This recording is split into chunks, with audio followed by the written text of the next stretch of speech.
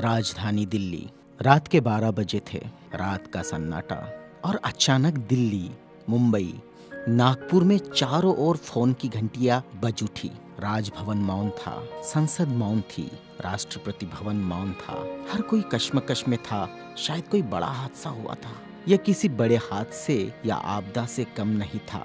कोई अचानक हमें छोड़कर चला गया था, जिसके जाने से करोड़ों लोग दुख भरे आंसुओं से विलाप कर रहे थे। देखते ही देखते मुंबई की सारी सड़कें भीड़ से भर गई। पैर रखने की भी जगह नहीं बची थी मुंबई की सड़कों पर, क्योंकि पार्थिव शरीर मुंबई लाया जाना था और अंतिम संस्कार भी मुंबई में ही होना था। नागपुर, कानपुर, दिल्ली, चेन्नई, मद्रास, बेंगलोर, पुणे, नासिक और पूरे देश से मुंबई आने वाली रेलगाड़ियों और बसों में बैठने को जगह नहीं थी। सब जल्द से जल्द मुंबई पहुंचना चाहते थे और देखते ही देखते अरब सागर वाली मुंबई जनसागर से भर गई। कौन था यह शख्स जिसके अंतिम दर्शन की लालसा में जन सैलाब रोते बिलखते मुंबई की ओर बढ़ रहा था? देश में यह पहला प्रसंग था जब बड़े बुजुर्ग छोटे छोटे बच्चों जैसे छाती पीट पीट कर रो रहे थे। महिलाएं आक्रोश कर रही थी और कह रही थी, मेरे पिता चले गए, अब कौन है हमारा यहाँ। चंदन की चिता पर जब उसे रखा गया तो लाखों दिल रुदन से जल रहे थे। अरब सागर अपनी लहरों के साथ किनारों पर थपकता और लौट जाता, फिर थपकता, फिर लौट जाता। शायद अंतिम दर्शन के लिए वह भी जोर लगा रहा था। चिता जली और करोड़ों लोगों की आंखें बरसने लगी। किसके लिए बरस रही थी ये आंखें? कौन था इन सब का पिता? किसकी जलती चिता को देखकर जल रहे थे करोड़ों दिलों के अग्निकुंड? कौन था यह जो छोड़ गया था इनके दिलों में आंधिया? कौन था वह जिसके नाम मात्र लेने से गरज उठती थी बिजलियां, मन से मस्तिष्क तक दौड़ जाता था ऊर्जा का प्रवाह? कौन था वह शख्स जिसने छीन लिए थे खाली कासे इनके हाथों से और थमा दी थी कलम लिखने के लिए एक नया इतिहास? आंखों में बसा दिए थे नए सपने, ओठों पर सजा दिए थे नए तराने, धमनियों से प्रवाहित किया था स्वाभिमान अभिमान को, दास्यता की जंजीरें तोड़ने के लिए दिया प्रज्ञा का शस्त्र। चिता जल रही थी अरब सागर के किनारे और देश के हर गांव के किनारे में जल रहा था एक स्मशान। हर एक शख्स की आंखों में और दिल में भी जो नहीं पहुंच सका था अरब सागर के किनारे, एक टक देख रहा था वह उसकी प्रतिमा या गांव के उस झंडे को जिसमें नीला चक्र लहरा रहा था, या बैठा था भूख प्यास भूल कर अपने समूह के साथ उस जगह जिसे वो बुद्ध विहार कहता था। क्यों गांव शहर में सारे समूह भूखे प्यासे बैठे थे उसकी चिता की आग ठंडी होने का इंतजार करते हुए? कौन सी आग थी जो वह लगाकर चला गया था?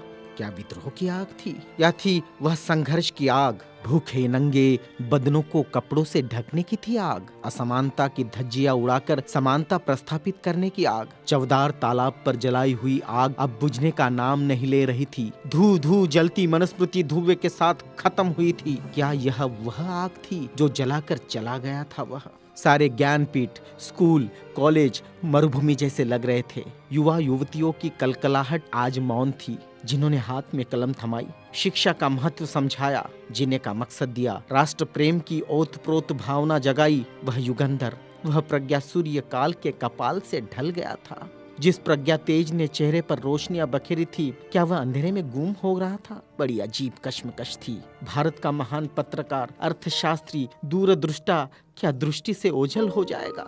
सारे मिलों पर ऐसा लग रहा था जैसे हड़ताल चल रही हो। सुबह शाम आवाज देकर जगाने वाली धुआं भरी चिमनियां भी आज चुपचाप थी। खेतों में हल नहीं चला पाया किसान। क्यों? सारे ऑफिस, सारे कोर्ट, सारी कचहरियां सूनी हो गई, जैसे सूना हो जाता है बेटी के विदा होने के बाद बाप का आंगन। सारे खेतीहर मजदूर, किसान असमंजस में थे। ये क्या हुआ? उनके सिर का छत्र छीन गया। वह जो चंदन की चिता पर जल रहा है, उसने ही तो जलाई थी जबरान जोत।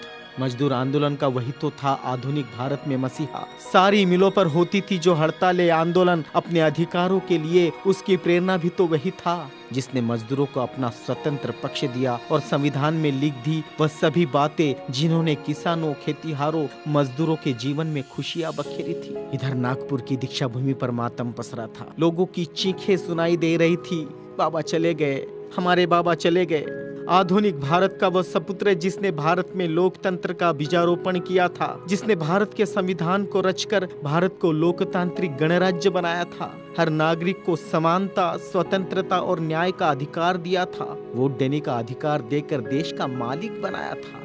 क्या सचमुच वह शख्स नहीं रहा? कोई भी विश्वास करने को तैयार नहीं था। लोग कह रहे थे, अभी तो यहाँ बाबा की सफेद गाड़ी रुकी थी, बाबा गाड़ी से उतरे थे सफेद पोशाक में, देखो अभी तो बाबा ने पंचशील दिए थे।